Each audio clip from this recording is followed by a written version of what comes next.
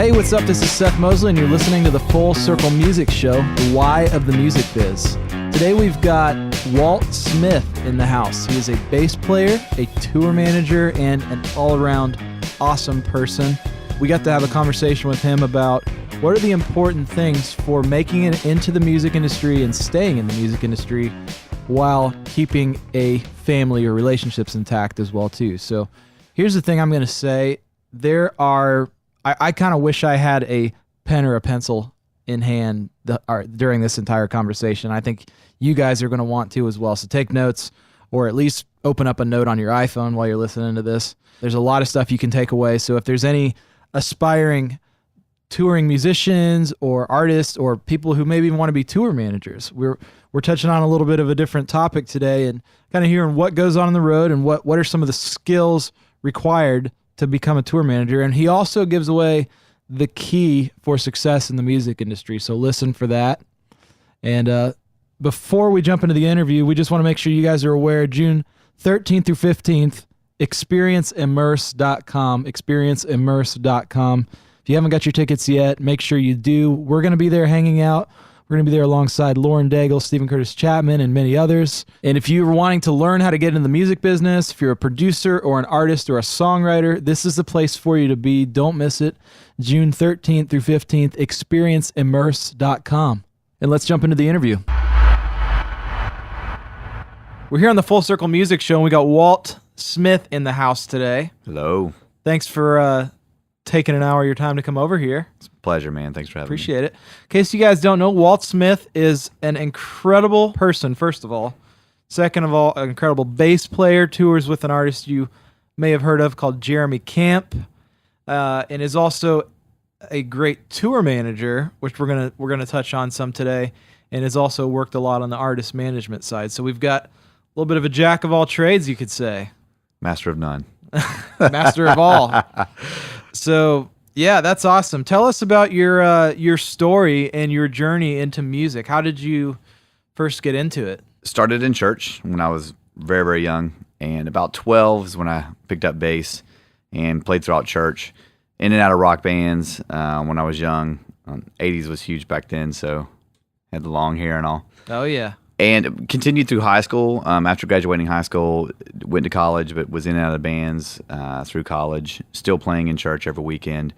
And once I graduated, I actually had grown up in the same church as a friend of mine named Warren Barfield, who ended up getting a record deal. An amazing, amazing artist, one of the most talented artists I've ever played for. When he moved to Nashville, he had contacted me about playing bass. He also needed a tour manager. So I jumped on that opportunity, moved to Nashville at that point, and started playing for Warren and tour managing. And back then, Warren was kind of just starting out, so I tour managed, played bass, did merch, was also the World Vision rep because he partnered with World Vision, so kind of did it all, just took care of all the day-to-day for Warren, those kind of things. As time went on, had an opportunity to meet Jeremy and meet the guys, and they ended up needing a bass player. So he kind of just transitioned out of Warren's camp into Jeremy and have been there ever since. It's been about 8 years now. So are Jeremy and Warren like arch enemies now? No, man. Warren was extremely supportive. We're great friends, and man, he was extremely encouraging and wanted me to go that route. And so Warren is an amazing guy, and anybody who meets him falls in love with the guy. He's got everyone's back, so he loves it. That's awesome. I was joking about that, but my question, because I think that's awesome what you said. When you first started out with Warren, you were playing bass, you were tour managing, you were doing merch. Sounds like you kind of just did whatever was needed. Absolutely, and I wanted to learn. The key to success in our industry in music is just diversifying. It's just like investments. You're diversifying your time, you're diversifying your talent, because you just never know. I mean, in playing, you got a lot of time on your hands, and idle time's never good. So I think it's wise to take that time and make some income and learn all you can about the industry, because it all overlaps. In our industry, a lot of it overlaps, and I think it's just a good steward of your time to make money while you've got it. Yeah, that's awesome. Well, that's a nugget right there. I think If you're taking notes out there, write that down. He just threw out a gold nugget. The key to success in this industry is diversifying yourself. Absolutely. Being able to do more than just one thing. Because, eventually you maybe get to a point where that's all you do is play bass or run lights or whatever it is. But nowadays, that's kind of a rarity. Absolutely. I tell most people, especially if someone's moving to town, I'll talk to them. I got Jeremy's gig directly related to a merchandise gig I'd taken. So that relationship on how I met Jeremy was through a merchandise gig. I tell people, you never know, I might go back to a merchandise gig. So the window to playing is very, very small. Sure. And you can only do it for so long, especially if you want kids, you want a family. The road life is not always conducive to that. So so how you're carrying yourself, even in those quote unquote merch gigs, if that's not what your main thing is, how you're carrying yourself is everything. Absolutely. And that's what I tell people here, when I talk to them as well, is every gig is an audition for a next gig. And what I mean by that is no matter what you're doing, you're building relationships, and that's going to translate into your reputation and if people are going to call you for anything. Talent's important, but it's probably fourth or fifth down the list of why you're going to get a call, Yeah. It's funny. I play bass. I tell people, man, in Nashville, all you need to play is eighth notes. Yeah. So if you can do okay on eighth notes, you're good. But what matters is how you treat people, what the hang's like. If you're just a good natural person, you're going to come prepared. Got great gear that's maintained. And there's a lot of factors that are all going to play into that. And talent, it's just assumed if you're on the road that you can handle the job. So. Yeah. That's amazing. The nuggets per minute is very high in this interview already. Every gig is an audition for the next gig. Is that a trademarked Walt Smith? Yeah. It's patent pending. Okay. It's patent pending. I love that, and I also love talent. Is a lot of people think, well, I don't have the talent, I don't have the skill set, I'm not that great of a singer or musician, but I'm passionate about it. Mm-hmm. Do you think that's more important than even? Personally, I do. I think so. When I was young, all I did was try to just get these killer chops and play all these things I could never play, And then I get to Nashville, and what mattered in my instrument specifically was, pocket and just realizing playing for the song and your supporting instrument and to be more musical and. That's what matters, the character of what you're playing, the taste in what you're playing, and making it feel good and making it groove. And especially in the particular genre I play, the message is the most important. So you're wanting to support that message. And I think that's the case in any style of music.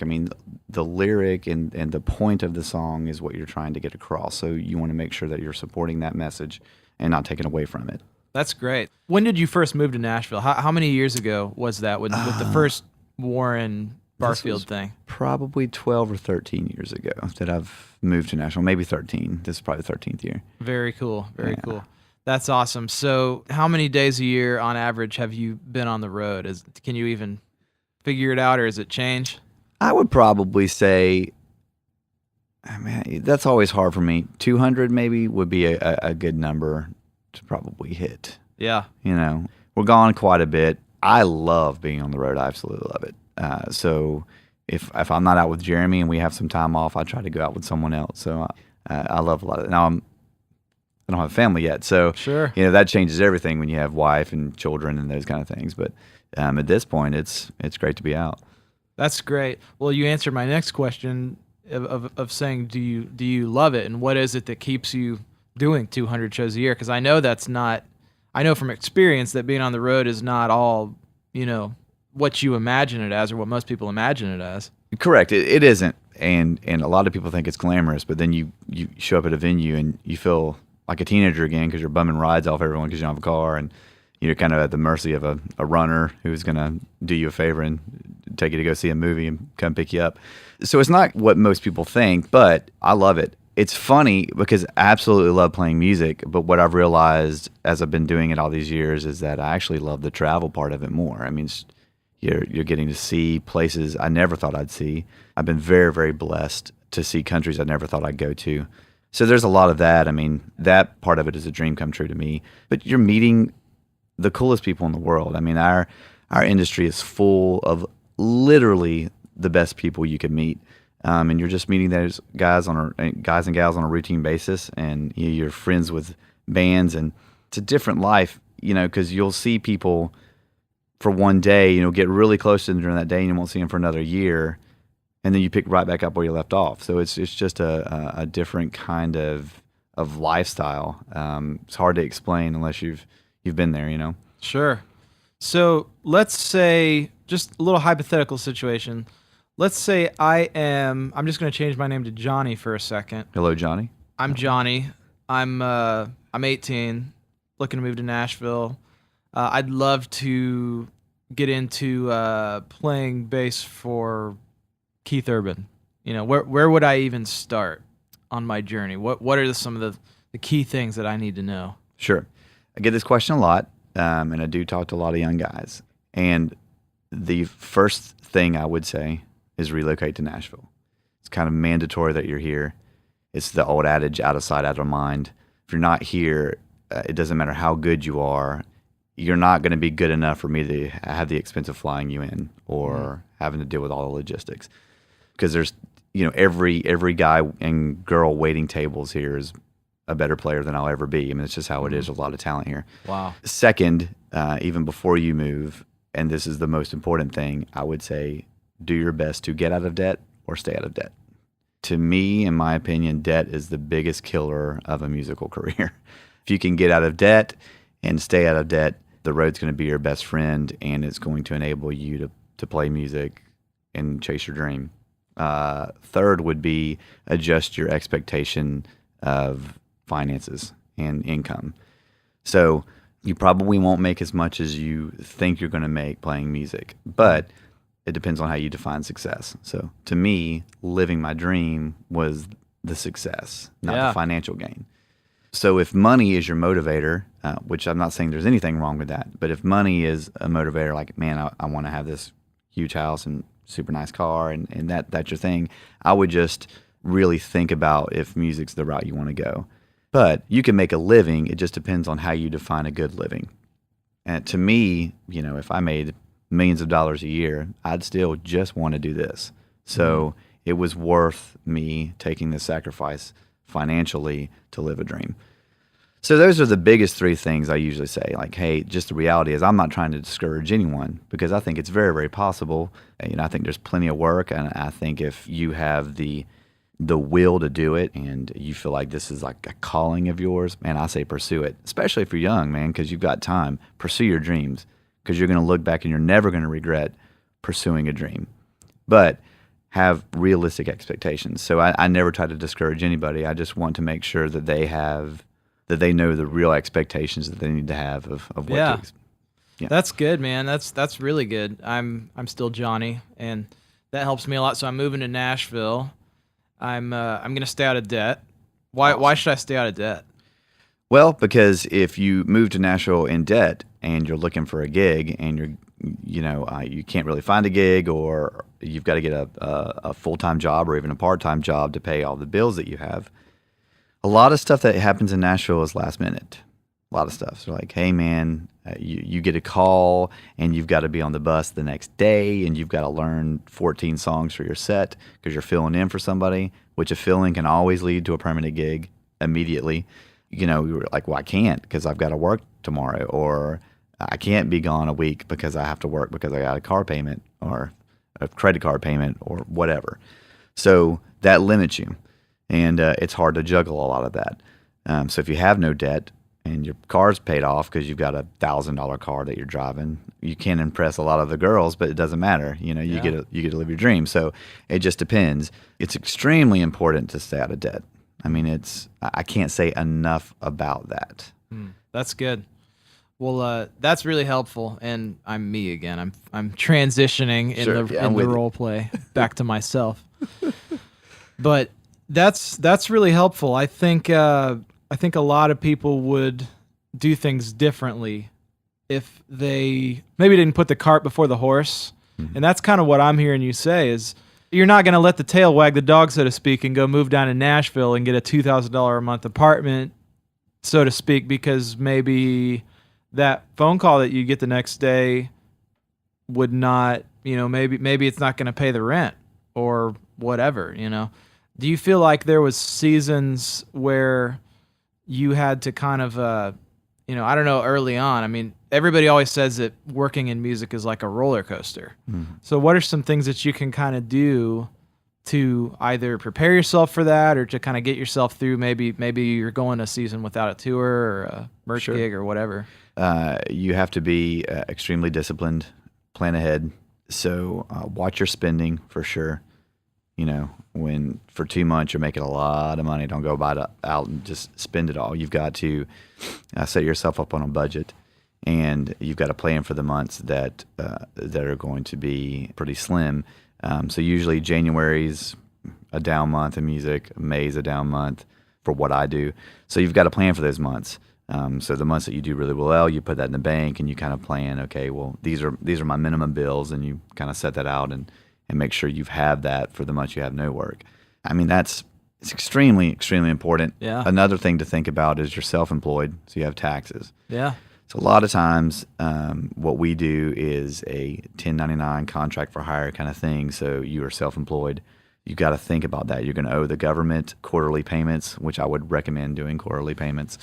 I think it's very important to get an accountant who knows what they're doing, get a CPA who can who's familiar with music and knows what you can write off. Because the good thing about being self-employed, especially in music, is there is a ton that you can deduct from your taxes, which helps. And the government allows a lot of that, which is huge for us. So that's one thing. What are some of those things that you can write off? Because that's a good little tip for some people who aren't taking advantage of that. Absolutely. You can write almost any gear you can write off. What's great about music, being musicians, any songs that you buy on iTunes, you can actually deduct. So you can deduct that as musical research. There's some debate out there whether you can deduct wardrobe and grooming, like haircuts and the things you buy.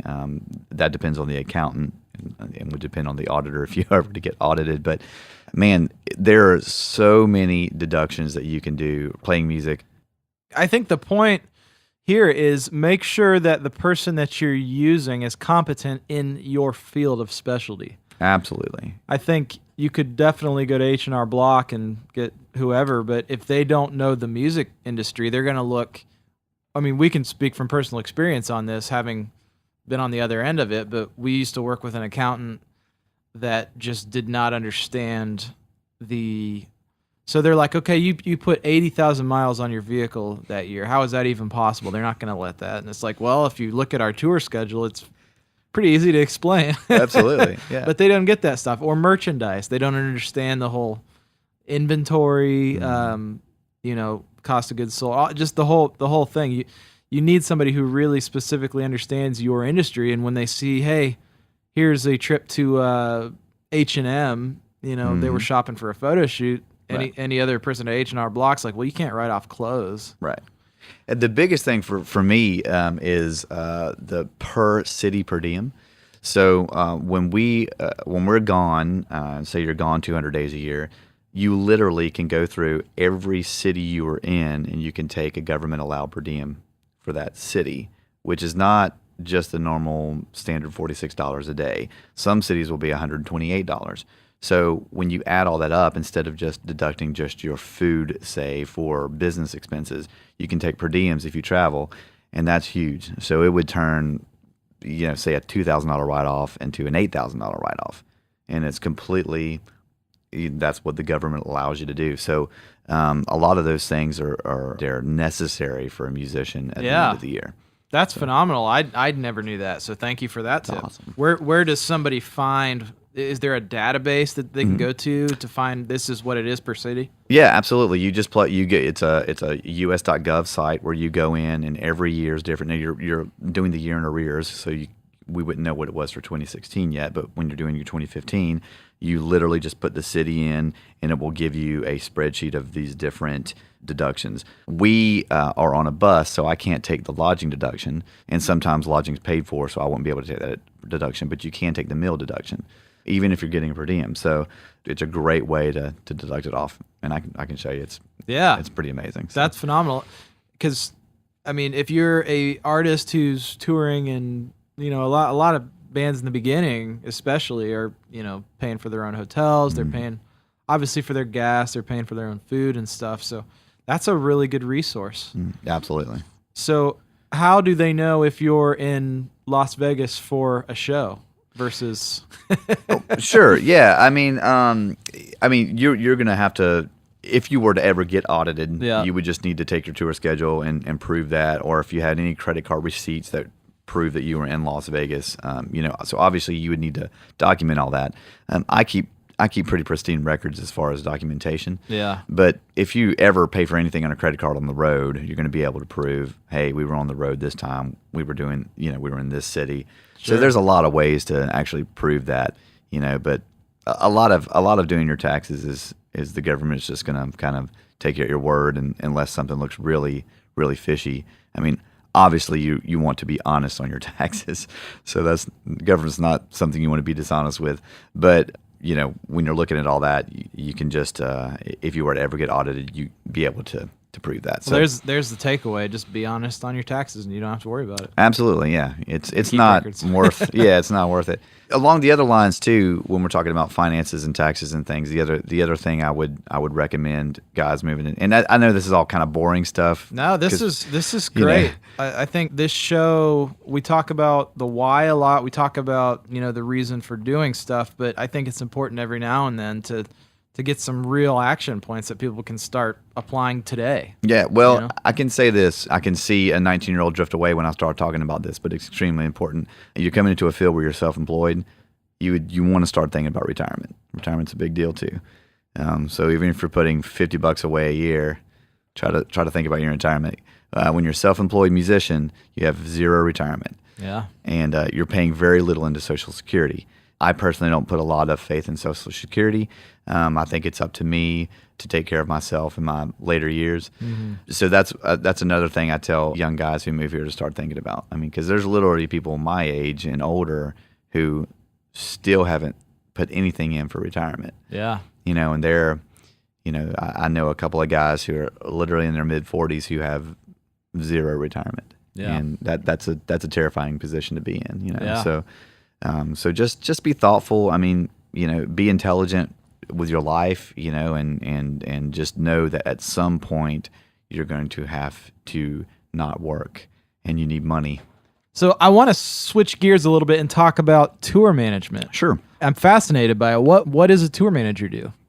There are standard things tour managers do. Some do more than others. A lot of it overlaps with management and merch. It just depends on what your specific role is. It depends on the artist, how much responsibility there is to divvy out. So at someone who's operating at Jeremy's level, who has 10 plus people on the road, you've got a dedicated tour manager just doing that, taking care of logistics and taking care of people, and then you've got a separate production manager. On an artist that's, kind of just, maybe you're out with an acoustic artist who's just doing his own thing, then maybe the tour manager is doing touring, merch, production management, maybe even managing the artist if it's independent. So it can overlap quite a bit, but if we're talking just strictly on a tour manager, for the majority of what I've done for some of the what I would call kind of, I hate talking about artists this way, but like kind of a mid-level artist who doesn't have a lot of people going out. A lot of what a tour manager does is advance a show. And what we call advancing is once a show is booked by a booking agent, they'll send that contract over to management. Management will typically send that contract or the details of that contract to a tour manager. Tour manager will begin advancing the show, and that will be calling the promoter and advancing aspects of logistics and production and just all of the details, making sure that all of the rider details are taken care of. What's a rider? Is that where you're like, hey, I only want green M&Ms? Yeah, and the funny thing, there's a story about the green M&Ms, which is pretty funny. I think it was Aerosmith who did it, and I want to hear that story. If I've got, I might not have my facts straight, but it's similar to this at least. I think it was Aerosmith had put. Was it Aerosmith? Might have been Van Halen. I don't know. It was Aerosmith or Van Halen. Anyway, one of them, they had put in the rider that they didn't want any green M&Ms or brown M&Ms. They want all those taken out. The reason that was in the rider was to make sure that the promoter had read the rider. So they knew if either it wasn't addressed or it wasn't done, that they didn't fully read the rider. So There you go. yeah, so that's what it was. Our show's producer just said it was Van Halen and it was brown M&Ms. Fact check. Fact check. It's awesome. Thank you, sir. So let's just walk me through what is a typical advancing. Let's say I'm a promoter and I'm bringing in Jeremy Camp. Just pretend like you're calling me. What's the conversation going to run down? Sure. I'd call, I'd introduce myself, and just identify myself, say who I was, ask if they had gotten the rider. First off, I always thank the promoter for bringing us in. I personally am very grateful for what I do. Humbled by the fact that someone's even hiring me and bringing me in, so that's awesome. And just being relational, you want to make sure that basically they're your client. Yeah. So you want to make sure that you are thanking them for bringing you in and making them feel valued, because they are valued. So that's the biggest thing, I think, relationally. Second, want to make sure that they've gotten all the materials that they need. I even double check promotional materials, making sure that they've got everything they needed from management, from booking. If they had any interaction with the label for any reason, I just make sure that they have everything they need. And if they don't, then I make those connections and make sure that stuff's taken care of. Make sure they have the rider, that they've read through it, that they've understood everything. So communication is the best thing. Yeah. And if there are any issues, I always love to get those done 6 weeks out. And if we're going to have any kind of argument or any kind of discussion that's any remotely negative, I like to get that done 6 weeks out instead of the day of. We just kind of talk through all that, make sure it's good, make sure we're all on the same page. I'm very detailed when I advance shows. I take notes. I send follow-up emails of what we talked about. Paper trails are your best friend. That way, when you get to the day of show and they say, we didn't talk about this, you have an email and you're like, well, actually, we did. And you're just nice about it. I've been doing this for 13 years. I think I've yelled twice in 13 years, So I think if you do diligent work up front, it's a lot less of a headache on the back end, for sure. So I'm going off on a tangent, but that's kind of what you do, is just opening up communication, making sure that they're fulfilling their responsibilities. Say if the contract says that the promoter's providing hotels, food, all of the meals and runners, make sure that the runners are set up, make sure that meals are good. If you've got any allergies in the artist you're working with, or any someone's a vegan, things like that, make sure all those meals are taken care of. Accommodations, make sure that the hotels, if the promoter's paying for them, I usually call the hotel, I double check, make sure the rooms are fully paid for, make sure that they don't need a credit card for incidentals. So it's just a lot of details that that you're handling up front, so the day of show, no one's asking you any questions.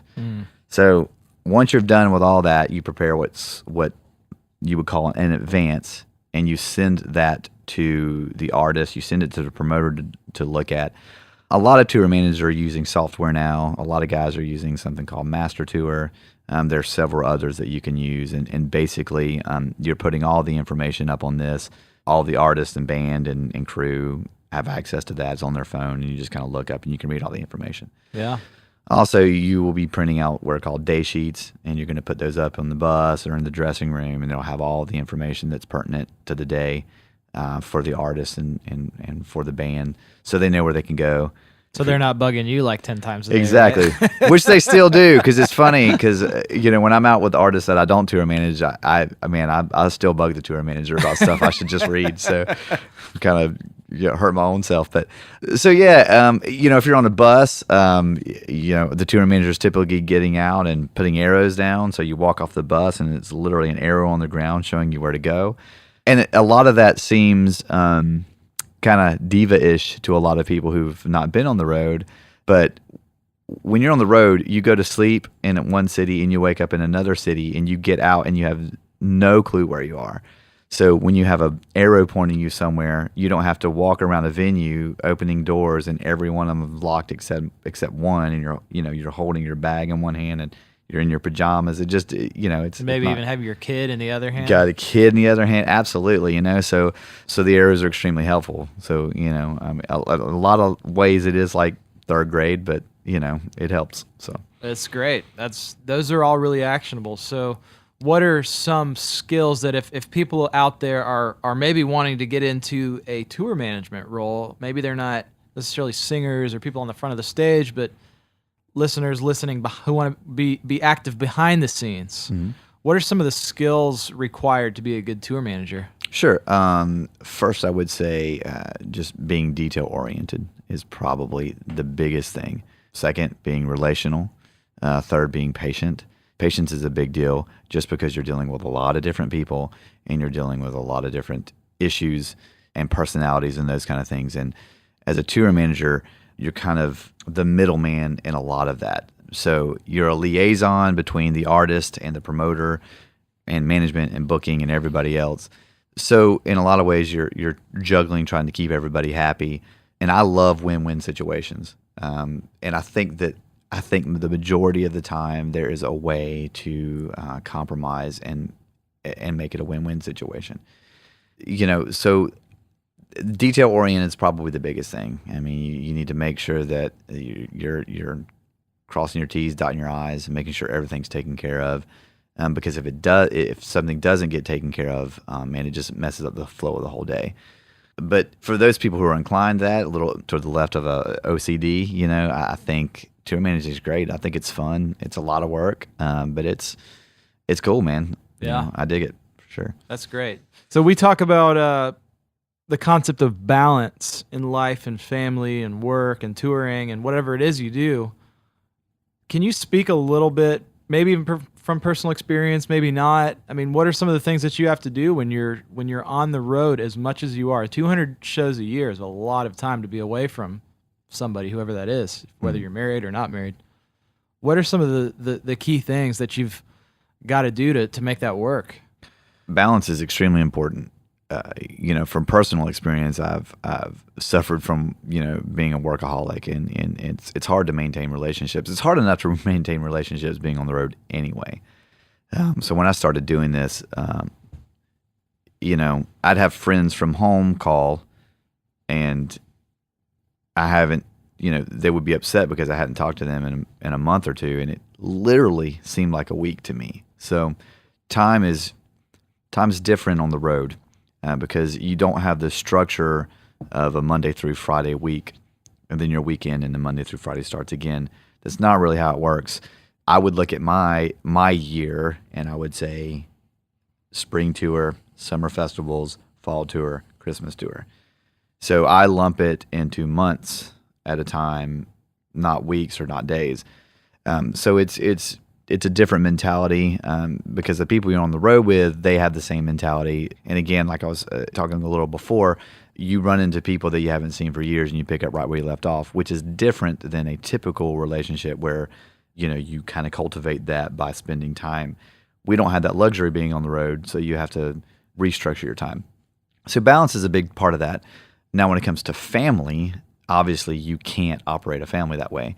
So you've got to find a way to, when you're home, be present and not be gone, because you're gone enough. Yeah. So when you do come home, you have to be very deliberate with giving your wife or your kids or your significant other, whatever that is, dedicated time where your mind's not somewhere else. And again, a lot of that comes back to finances. I mean, if you're not making a lot on the road and you got to come home and work another job, and your family starts to suffer, then you have to reevaluate, is this for me? Yeah. Is this working? Is this working for us? And again, when you're single, you can do that a little differently because you can reprioritize. Well, I can cut my finances back and it's only me. When you have a family or you're in a relationship, then you've got that other person to think about. And I can definitely say from experience and from making tons of mistakes that family and relationships are more important than anything. More important than your dream. It's more important than money and success. In the end, those are the things that count. So I'm a believer in listening to people who've been there and done that and not repeating someone else's mistakes. So I can definitely say, put family first and put relationship first, because in the end of your life, that's what's going to matter. That's what's going to matter to you. And if you're in a situation where you've got a supportive spouse or significant other that is supporting your dream then you just kind of, man, you go with it, and you go with it till it stops working, and then you reevaluate from there. Yeah, that's good. That's really good. I feel like we keep going back to we've had some themes arising in this show. One of being a servant, and number two, the balance in the relationship part. Because we've had the chance to interview some really awesome folks on the show, yourself included, and it's like, yeah, listen to it. They're all saying the same thing. There's probably a reason, having another number one or doing another tour at the end of the day is awesome. It's all great, and it's all stuff to be thankful for. But I mean, if you look back at the end of it, that's not going to be the stuff that you're really going to be thinking about. So I think that's really good. Yeah, it reminds me. I had a friend who we were kind of talking about it, and he played with an artist who repeatedly played all the big music award shows and all this Grammys and all this stuff, and he was just saying that the first time you play an award show, the first time you play the Grammys, everybody's loving it. The next time, nobody cares. It's just nobody cares. It's you've done it, and all your friends are like, okay, yeah. And we were kind of talking about it, and a lot of that stuff is you're doing it for other people. You're doing it to look cool, but in the end, does it really matter? No, it doesn't really matter. I mean, yeah, it was cool to do, but if you sacrificed family or relationship for it, who cares? Right. Who cares? Well, that's funny you brought that up. We were just talking about that in the studio with an artist yesterday who brought up Justin Bieber, and he was on the Billboard Music Awards last night or 2 nights ago. Mm-hmm. And then he posted this big thing about it. I don't know if you saw it or not, but it's actually a really cool thing. He kind of goes off on how he just feels wrong about just even being at award shows, and it's just the focus is all weird, and it's just, you're trying to impress your friends, and you go to one of them and you win those things, and it's really cool. But I have a little bit of personal experience. This week, I got a letter from my high school in Ohio that I went to. It was a small little Christian school. Like, I graduated maybe 50 people in my class. That's awesome. And they sent me an email about saying, hey, you've been selected as the 2016 World Changer Award from the alumni. That's great, man. And to me, I got that. And I mean, we've, our team, we have four Grammys collectively. I have 2, and another guy from our team has 4 of them. And it was almost cooler with that. I don't know what it was, but there was something of like your little small hometown high school that nobody else ever is going to care about it except for me. But I completely resonate with that. Well, but knowing Seth, for those of you who don't know Seth's probably the most, and his reputation is being one of the most humble guys in our industry. Wow. And extremely talented guy, and never acts like it. I met Seth when he moved to town in a band, and nobody knew who he was. Yeah. And he is the same person he was then. I mean, just has always been so kind, so humble, and all of his success hasn't changed anything. Just the way he handles himself, the way he treats other people. I mean, that is the reputation you have around town, and everybody who knows you feels that way. So, man, thank you for being that example. No, awesome. I appreciate you saying that, and likewise. I mean, it's when we were working together on shows, touring, and I think you may have even done some kind of tour management advancement stuff for us. It's the same deal. I mean, it's all about being a servant. It's about the relationship, because I mean, here we are, whatever, 6 years later, now sitting here having a different conversation than, hey, can you call and make sure they have a green room? Or where's our trailer? That's a real story. For the avid diehard podcast listeners, you can go back to the very first episode and hear about that story, which is kind of funny, about our trailer being swallowed up by the state of Iowa. This guy was right in the middle of that, which was kind of funny. I didn't even know it was missing. Walt was the guy that called me and told me, hey, is your trailer still in Iowa? That's amazing. So I would love to end up kind of on a high note. Is there a funniest moment in tour managing or being on the road story that you might be able to share with our listeners? Man, there are a tons of or a funny few moments. of them. There was this wasn't really, this was, I can't say who it was. You don't have to divulge names. You don't have to divulge any of that stuff. But you can if you would like. Well, I can say this. I was in Norway with some friends, and we had been up probably 36 hours with flights and layovers and everything else. And we were with the promoter, and we're driving through this beautiful mountain, past these beautiful mountains in Norway, and there's this huge lake, and it's wintertime there. And so we pull off on the side of the road, and it's like this big river beside this mountain. And we're sitting there, and I got dared by the guys to just strip off of my clothes and swim across the other side. It was $500. So that's pretty good money. It's pretty good money, man. So I'm like, dude, $500, I'm in. I'm doing it. Yeah. And these guys always get me because I'm stupid. And they throw out these insane amounts of money for stuff that's impossible to do, and of course I'm going to try it.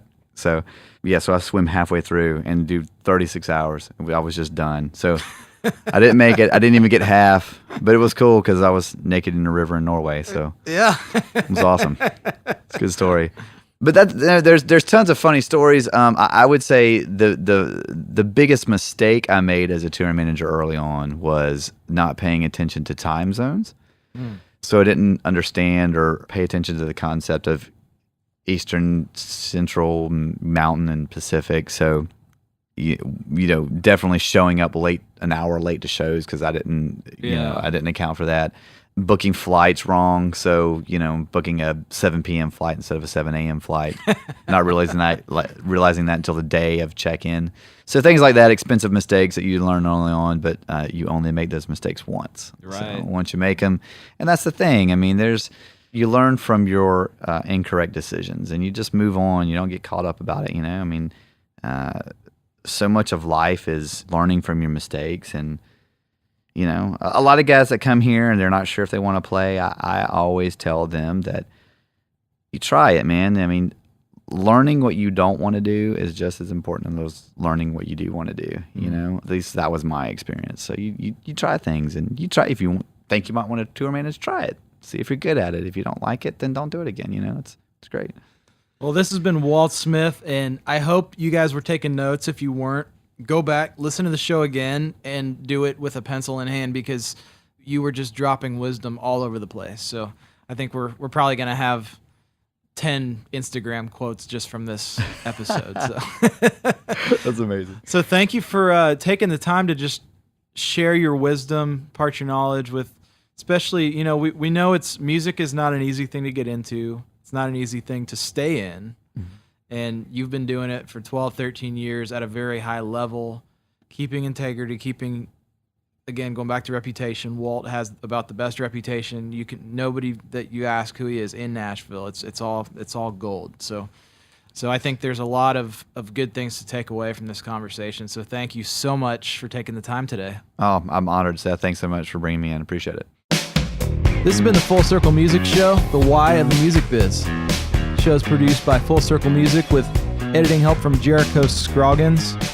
Make sure to check us out online and download our top 10 tips for successful songwriting at freegrammytips.com. Go to freegrammytips.com. Make sure to follow us on Snapchat, all you Snapchatters out there. Our Snapchat is Full Circle M, just the letter M as in music, Full Circle M. And follow us on Instagram at Full Circle Music Co. And we'll look forward to seeing you back next week. Thanks for listening.